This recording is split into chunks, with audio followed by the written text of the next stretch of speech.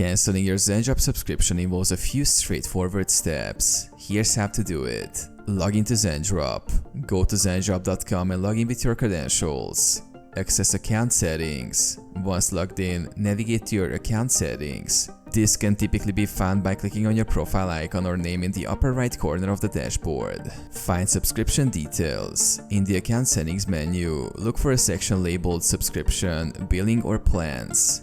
This is where you can manage your current subscription plan. Manage subscription. Click on the manage subscription or similar option.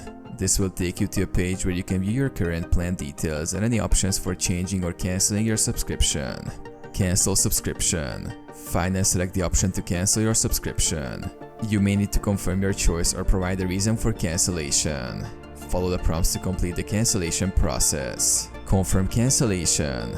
After submitting your cancellation request, you should receive a confirmation message or email. Ensure you keep this confirmation for your records. Check billing.